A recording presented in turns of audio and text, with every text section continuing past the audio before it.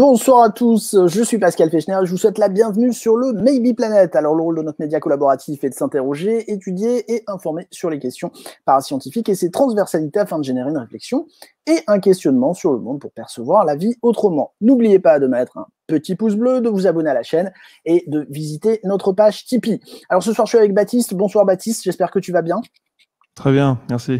On se quitte plus. Alors ce soir, enfin c'est vrai que le sujet est quand même d'importance et en tout cas très intéressant puisque ce soir nous faisons ce format. Alors c'est la première fois que nous faisons J-Update pour compléter l'émission que nous avons produite dimanche sur les révélations entre guillemets d'Ain Eshed, diffusée dans une interview le 2 décembre 2020 dans le journal Yedot Aharonot, un des plus grands journaux d'Israël. Une interview dans laquelle Ain Eshed aurait affirmé qu'une fédération galactique nous surveillerait, qu'elle a des bases souterraines sur Mars, qu'elle aurait passé un accord avec certains pays, dont les États-Unis, que le président Trump était sur le point de le découvrir, mais que la fédération estime que nous ne sommes pas prêts pour la divulgation. Alors nous vous proposons avec Baptiste ce update suite à une interview faite par Jérémy Corbel du journaliste Raanan Shaked, qui est auteur de l'article initial. Mais juste avant, Baptiste, je voulais qu'on dise quelques mots sur ce nouveau post de Hagar Yanai que je vais vous proposer, vous partager. C'est la co-autrice du livre d'Aim Eshed. Alors moi, c'est vrai que quand j'ai lu ce post, ce que je t'ai dit, j'avais l'impression que c'était un petit peu circulé, il n'y a rien à voir. On va arrêter avec ces histoires de fédération galactique. C'est comme ça que c'est présenté en tout cas. Bon. Faut se mettre aussi à sa place, hein. Elle a sa carrière aussi à protéger. Et, autant Eshed, lui, a passé la sienne et maintenant il peut capitaliser dessus. Autant elle est une autrice publiée et qui est assez reconnue dans son pays. Donc ça peut être gênant à ce niveau-là d'être à ce point identifié à une seule histoire. Alors c'est vrai qu'il y a cette phrase qui pour moi est un petit peu ambiguë, hein. Alors c'est une traduction de l'hébreu, donc après il y a peut-être aussi une traduction pas tout à fait fine, mais il m'a dit qu'il voulait éclairer, en parlant de Aim Eshed, qu'il voulait éclairer la voix des gens et dire qu'il y a de l'espoir. Principalement ce sont ses croyances profondes et le reste est un spin médiatique. Alors quand elle parle de ça, est-ce qu'elle dit ses croyances profondes, c'est qu'il y a de l'espoir, ou ses croyances profondes, ça concerne tout ce qu'il a pu dire sur la Fédération Galactique et tout le reste. Bon, moi j'ai pas la réponse, je sais pas toi ce que tu en penses. Des recherches de sources que j'ai faites, je pense que c'est son intime conviction, que ce qu'il a dit est son intime conviction et c'est à ça qu'elle fait référence. Ouais. Mais elle y fait référence en disant bien que c'est l'intime conviction d'une seule personne. D'une seule personne, de Ain Eshed, et pas les siennes, effectivement. C'est ça.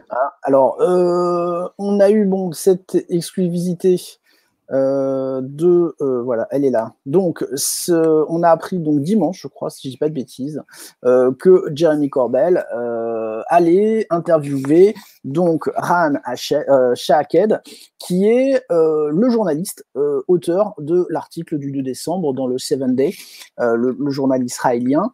C'est un beau coup médiatique quand même pour Jérémy Corbel. Ah bah là, c'est royal. Tout le monde en parle en ce moment. Et il arrive à faire un score, comme il appelle ça. Donc, c'est magnifique pour lui. C'est magnifique pour lui. Je te admets que si on avait pu l'avoir, on l'aurait fait aussi, hein, sans problème. Ah oui, tout à fait. Non, tout à fait. Sans problème, d'autant plus que sa parole était intéressante, puisqu'il s'est fait attaquer quand même, puisqu'on l'a un petit peu dit, mais là, tu as un peu raconté des cracks, c'est pas ça qui t'a dit, ou tu as... voilà, tu as un petit peu fait l'article comme tu voulais. Alors, c'est une interview qui dure 23 minutes. Vous pouvez l'écouter, elle est disponible sur YouTube, bien sûr. On mettra le lien de l'interview dans la description. Et en plus, vous pouvez mettre le sous-titre, c'est-à-dire que si c'est un petit peu compliqué de comprendre l'anglais, il y a les sous-titres et comme Raanan Shaked a un anglais plutôt simple à comprendre, voilà, avec les sous-titres, normalement, vous pouvez comprendre. Alors, la première chose que précise Raanan Shaked dans cette interview, c'est qu'il est plutôt un journaliste des éditions du Weekend. C'est ça. Il est pas spécialement sur le journalisme d'investigation ou l'enquête, mais c'est plutôt un journal qui est habitué à donner des informations intéressantes. En fait, la publication quotidienne est sur tout ce qu'on pourrait trouver de mauvaises nouvelles, et celle du week-end est un peu plus des dossiers très généraux où ils peuvent se permettre d'augmenter un peu le nombre de signes par rapport à juste des nouvelles qui paraissent tous les jours. Il y a de la culture, voilà, des sujets de loisirs et autres. Donc bon, ça démontre bien qu'au départ, ce livre, pour eux, c'est peut-être plus loisir, détente que réel brûlot politique ou autre.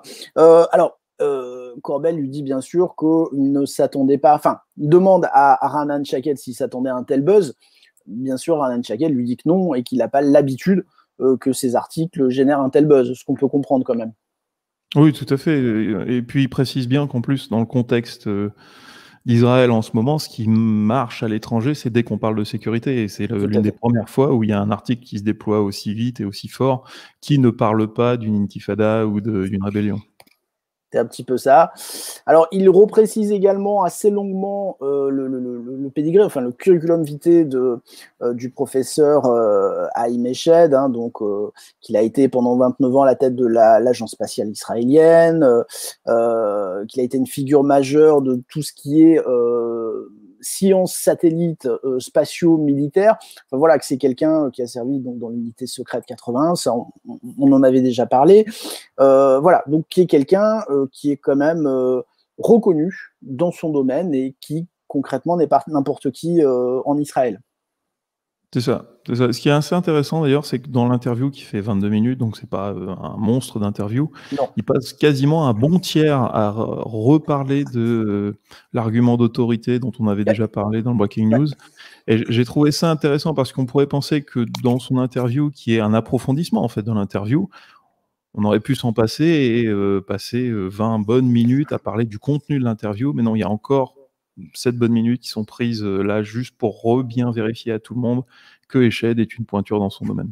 Et je dirais presque quelque part qu'il reformule ou reprécise qu'il a du respect pour le personnage, voilà, qu'il l'a pas pris pour, il s'est pas dit tiens je vais aller interviewer un illuminé qui sucre les fraises et puis je vais me faire plaisir, parce que justement Corbel demande s'il savait qu'il allait parler d'ufologie et d'extraterrestres pendant cette interview. Tout à fait.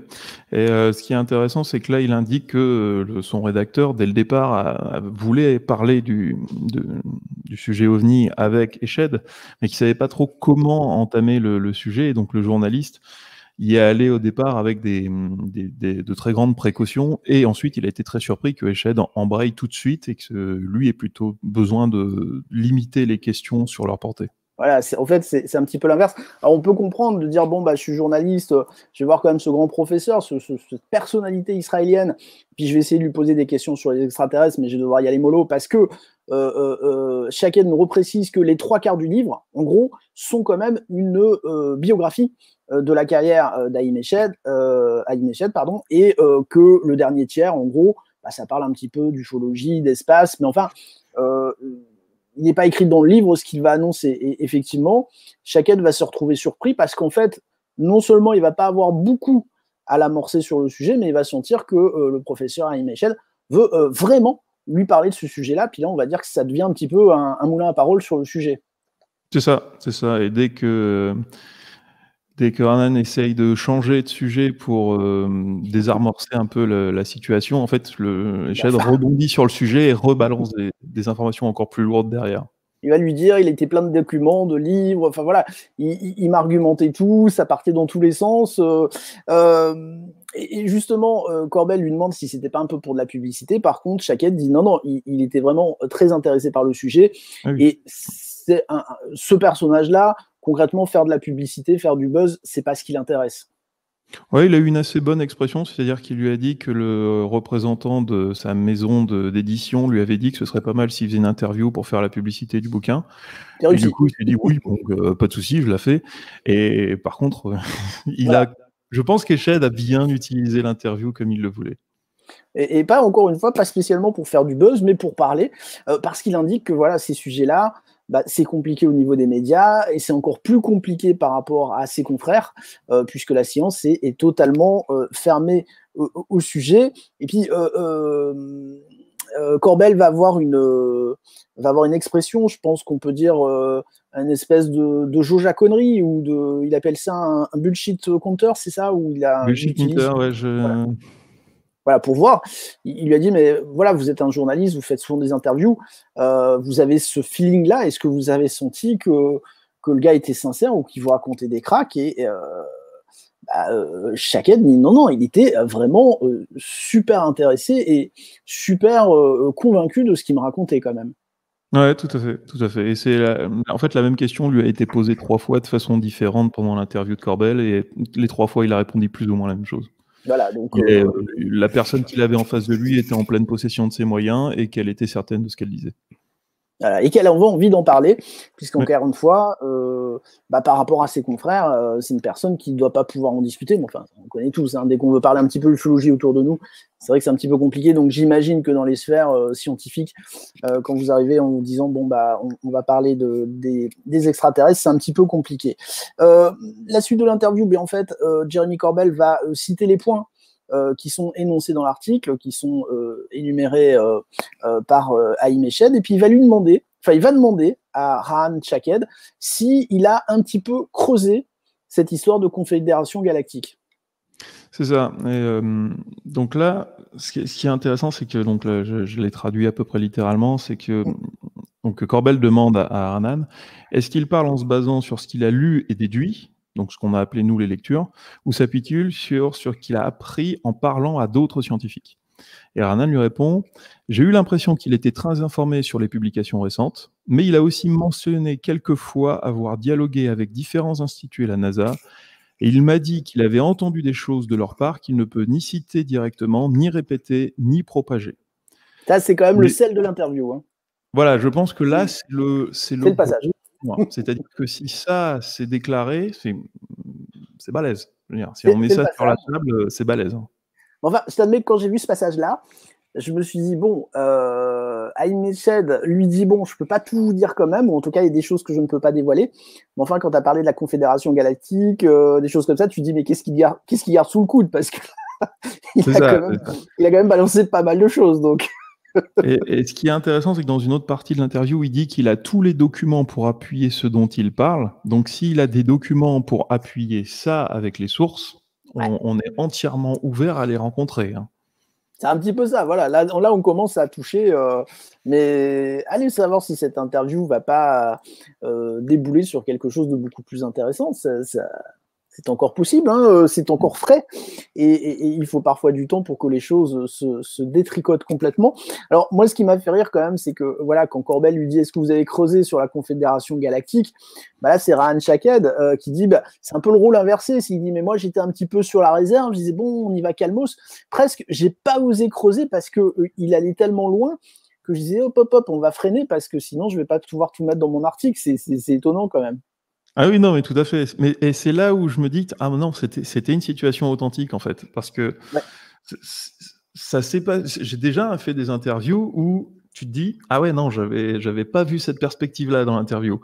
Et du coup, c'est toi qui t'es fait prendre ton propre piège. Et là, tu sens que Ranan, il s'est fait avoir exactement pareil. C'est-à-dire qu'il pensait avoir Eshed sur ce sujet-là, et il l'a trop eu, en fait.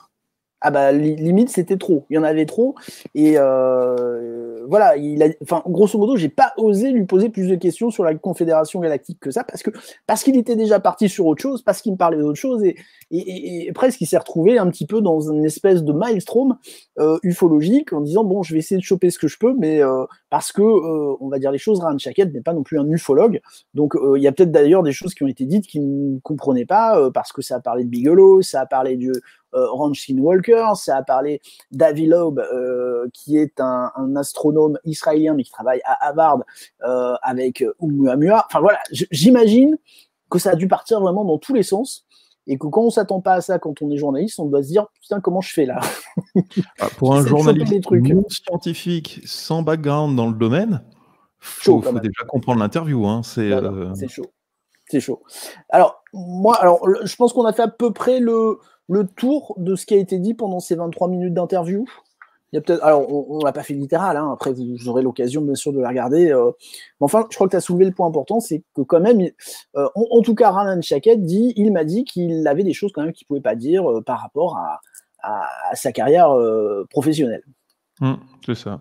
Donc, et ce que j'aime beaucoup, c'est qu'à la fin, Corbell fait l'énumération de tous les faits énormes qui sont dits dans l'interview et il demande confirmation à Ranan. Est-ce que vous les avez vraiment réécrits tels que vous les avez entendus? Et Ranan dit oui à tous sauf une. Et là, sauf une, c'est simplement une date qui change, c'est-à-dire que l'accord avec les extraterrestres remonterait à Eisenhower et que Esched l'aurait entendu de la petite fille Alors, d'Eisenhower. Ce la qui veut petite dire... fille, la petite fille d'Eisenhower, elle est quand même connue sur les réseaux sociaux. Voilà, elle s'épanche quand même assez facilement. Et bon, voilà, j'ai l'impression qu'elle a développé ses propres théories quand même. Oui, non, mais moi, ce qui m'intéresse beaucoup, c'est le sauf. Ça veut dire qu'il a validé tout ce qu'il y avait avant. C'est-à-dire c'est ça, c'est que tous les gros dossiers qui ont été mis et qui ont été cités là et recités à l'intérieur de l'interview par Corbell sont directement validés par Ranan. Donc, lui déclare qu'il n'y a eu aucune manipulation des propos d'Esched. Moi, il y a une question que Corbell n'a pas posée, que j'aurais posée à Ranan Shaked, c'est comment vous travaillez? Est-ce que vous avez noté au calepin ou est-ce que vous avez enregistré la bande? Parce que si la bande est enregistrée, j'aimerais bien l'écouter parce qu'à mon avis, ça part dans tous les sens. C'est Star Wars, quoi. Et bon, je pense que s'il avait eu la bande, il aurait peut-être dit encore que là, c'est toujours un petit peu délicat de passer une bande. Moi, je vous admets que perso, quand je fais une interview, j'ai justement un dictaphone pour essayer de rien oublier, parce qu'on note, mais il y a plein de choses qu'on peut oublier. Donc, le dictaphone, c'est quand même un super outil pour pouvoir essayer de retranscrire l'interview de la meilleure façon et pas simplement ce qu'on a compris ou ce qu'on a bien voulu entendre. Parce que c'est un peu le problème en général quand on interview. J'en fais un petit peu, donc je sais ce que c'est qu'on a parfois tendance à noter ce qui nous intéresse ou en tout cas ce qu'on avait envie d'entendre. C'est ça qui est compliqué. Là, je pense que Ranan Shaked, effectivement, est sorti de là en disant « Putain, je me suis pris une interview à laquelle je ne m'attendais pas quand même. » Bon. En plus, si tu prends là du point de vue littéraire la structure de son interview, tu vois tous les moments où il y a des décrochages. Je suis à peu près certain que c'est des coupures qu'il y a eu. C'est-à-dire qu'il n'a pas manipulé les propos dans les extraits, mais que même l'article de 25 000 caractères est déjà une sélection de tout ce qui a été dit pendant la discussion. Là, je vois bien le gars qui se retrouve un petit peu dans les cordes avec le boxeur qui le pilonne et qui se dit « Bon, j'attends que ça passe. » C'est ça. Et puis, je saurais bien prendre ce dont j'ai besoin quand je vais rentrer à la rédaction pour faire mon article. C'est ça. C'est comme ça que j'imagine la scène dans ma tête. Et je me demande s'il est parti, si l'autre continuait pas à parler, quoi. Revenez, je vous ai pas tout dit. C'est clair. Non, mais c'est ça. Mais bon, il serait passionnant à interviewer pour la peine. On le prend 8 heures, on lui pose toutes les questions, on lui demande de montrer les documents qu'apparemment il a dans sa bibliothèque chez lui. Ouais, à mon avis, il a du matos.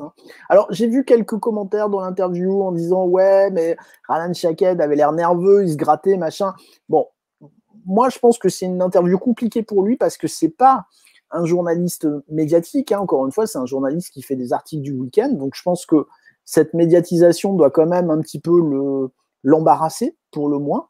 Et puis, ce qui se passe aussi, c'est qu'il fait une interview dans une langue qu'il ne maîtrise pas complètement non plus. Je pense que ça peut jouer peut-être sur sa gestuelle avec une certaine nervosité ou quoi. Ça, je ne suis pas sûr que ce soit vraiment un élément d'analyse. Je ne sais pas ce que tu en penses. Il faudrait un comportementaliste pour ça, donc je ne suis pas qualifié. Mais ce que je trouve intéressant, c'est le nombre de coupures qu'il y a à l'intérieur de l'interview de Corbell, qui est connu pour faire des choses assez en longueur, en fait. Donc, le niveau d'édit qu'il y a eu dans sa vidéo qu'il a diffusée de 22 minutes, où ses questions sont quasiment tout le temps plus longues que les réponses. Oui. Moi, j'aimerais bien aussi avoir les rushs de son interview. Les rushs, ouais, effectivement. Bon, c'est propre, j'aime bien, l'image est agréable à regarder, il y a des petits effets visuels. Franchement, c'est bien foutu. On sent la patte du réalisateur et du gars qui a l'habitude quand même de faire du documentaire plutôt léché en termes d'image. Bon, moi, je trouve que c'était une bonne interview. Elle recadre certaines choses qu'il était important de recadrer, je pense. Ouais, tout à fait. Et puis, mine de rien, on avait toujours des hypothèses lors du Breaking News dont on n'était pas absolument certain parce qu'il y avait toujours cette distance de traduction. Ça laissait un doute planer sur la validité des propos. Ouais. Là, on est certain. Ce doute-là, il a disparu. Esched a dit ça. Lui, il l'a pas démenti en plus nulle part. Donc, alors, là, c'est là la suite. C'est ce dont on parlait tout à l'heure un petit peu en off. C'est est-ce qu'on va avoir la chance de l'entendre ? Voilà, ça c'est la question. Moi j'ai l'impression que là on le met un petit peu dans de la mousse en disant bon, on va le laisser dans un coin et on va essayer de pas trop le faire parler parce que je le verrais bien dans un talk show du soir, mais je suis à peu près certain qu'il balancerait la même chose que ce qu'il a balancé à Sheked. Hein. Je pense aussi. C'est ce qui est dans son livre. Hein. C'est le contenu de son livre. Voilà, ce serait. Je vais même aller un petit peu plus loin. Je vais continuer à vous raconter. Donc là, j'imagine que tous les médias israéliens et américains, parce que Kimmel a fait son live show en parlant aussi de ce livre-là. Là, je pense qu'ils sont tous comme des fous à appeler de partout pour essayer de l'avoir en interview, ne serait-ce que 5 minutes. Hein. Ah, c'est certain. Quand on voit le nombre de views que font les vidéos qui parlent de ce sujet-là, alors que jusqu'à récemment, c'était quand même un sujet de niche, c'est impressionnant. Là, c'est coup réussi pour la fin d'année. Je pense que ça va être dur dans les 15 jours qui viennent pour faire plus fort en termes de médiatisation. Je vois passer des choses sur mes réseaux en ce moment. Il y a du lourd qui arrive derrière aussi. Ouais, non, c'est clair. Mais bon, voilà, on finit bien 2020 et on va peut-être très bien commencer 2021, effectivement. Voilà. Bon, bah écoute, Baptiste, je pense que pour ce update, enfin ce premier update d'ailleurs, parce que c'est la première fois qu'on fait un update, d'ailleurs, je le dis publiquement devant la caméra, c'est Baptiste qui a trouvé le titre. Parce qu'on a cherché des trucs, et Baptiste a dit « The Update ». Et il m'a dit « Et si tu le gardes pas, je l'utiliserai pour autre chose ». Et je lui ai dit « Non, je le garde ». Je le garde parce qu'il est très bien, effectivement. J'avoue que j'étais content de moi. Ouais. Et Camille nous a fait une très belle petite vignette, comme elle sait les faire, en 5 minutes, là où moi, il me faudrait des journées de conception. Elle vous le fait en discutant avec vous de tout et de rien, et elle te dit, voilà, c'est fait, tu as ta vignette. Voilà. On remercie Camille, d'ailleurs. Ouais, grand merci Camille. Alors écoutez, voilà, on a dit ce qu'on avait à dire là-dessus, on verra s'il y a un autre update à faire. Si Echette prend la parole, hein, on le fera avec grand plaisir. Dans l'attente, Baptiste, un grand merci de nous avoir consacré quelques minutes de nouveau pour cette émission. N'hésitez pas à la partager, elle est là pour ça. N'hésitez pas à partager aussi des bouts. Hein. Nous, on n'est pas contre. Hein. On vous fera pas de, on vous fera pas de signalement YouTube. Hein. Ça, c'est spécial dédicace à Zanistos si tu nous regardes. Vous pouvez y aller du moment que vous nous citez, bien sûr, et du moment que vous indiquez que c'est une vidéo du Maybe Planet. Et puis, si vous n'êtes pas d'accord avec ce que l'on dit et que vous voulez la prendre pour débattre, écoutez, c'est aussi là pour ça. De toute façon, on est loin de dire qu'on a la vérité absolue. Voilà, écoutez, il me reste à vous souhaiter une très bonne fin de soirée, une très bonne fin de journée, peut-être de bonnes fêtes selon le moment où vous regarderez l'émission. Et puis, on vous dit à très bientôt pour de nouvelles aventures. Ciao Baptiste. Au revoir. Ciao à tous.